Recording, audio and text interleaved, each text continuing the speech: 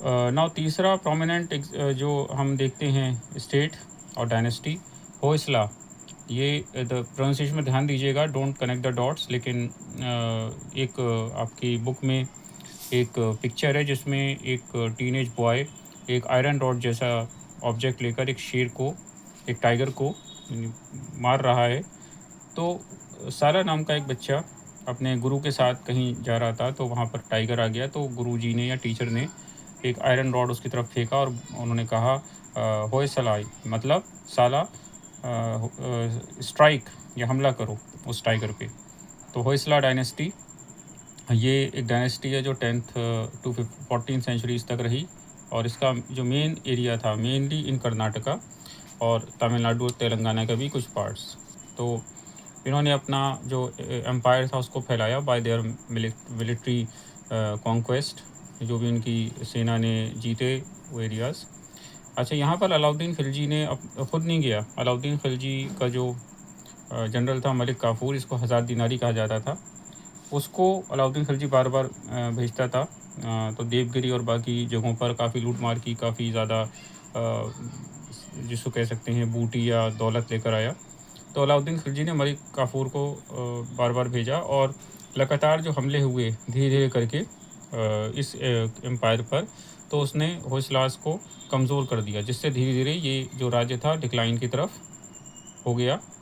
और जो भी उनकी टेरिटरीज थी धीरे धीरे काफ़ी साल में इन अ टाइम पीरियड, तो जो राइजिंग पावर जो थी विजयनगर किंगडम, वो आप आगे पढ़ेंगे, उसके आगे बढ़ने से या उसके ऊपर आने से विजयनगर किंगडम की वजह से इनकी पावर या इनकी ताकत कम हो गई।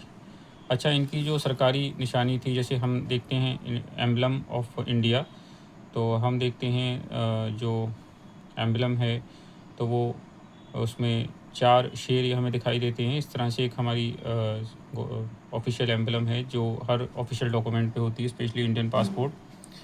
तो ये देखिए एम्बलम जो था इनका, तो ये ज़्यादातर इनके जो टेम्पल्स थे इसमें वही चीज़ दिखाई गई थी कि साला जो बॉय था वो अटैकिंग अ टाइगर। तो ये इसी तरह मैंने आपको बताया कि टीचर पास्ड द रॉड और उन्होंने कहा कि इस पे हमला कीजिए। तो बाद में जब उसने अपना एम्पायर या डायनेस्टी बनाई तो उसका नाम ही उसने होयसला डायनेस्टी नाम दिया उसको। तो साउथ इंडिया के साथ साथ जब हम बात करते हैं मेवाड़ या राजस्थान की, तो वहाँ पर राणा कुंभा का नाम बहुत ऊपर आता है। राणा कुंभा ने बहुत सारी लड़ाइयाँ लड़ी against the sultans of Malwa, Nagaur, जो आज का नागपुर है उसको पहले नागौर बोला जाता था, और गुजरात के सुल्तान।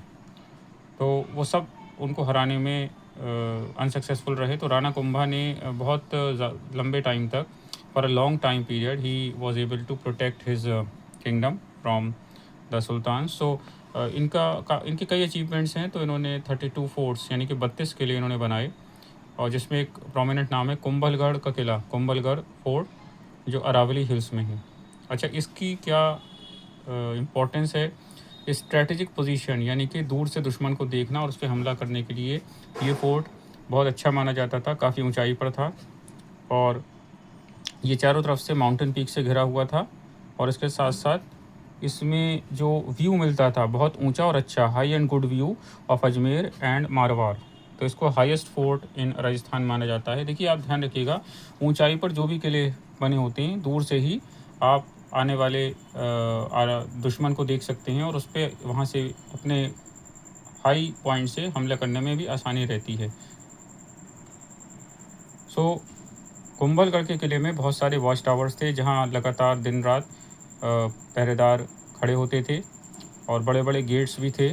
और जो पूरी दीवार है इस किले के चारों तरफ, उसको माना जाता है the great wall of India, क्योंकि इसकी लंबाई जो है total length is around 36 kilometre.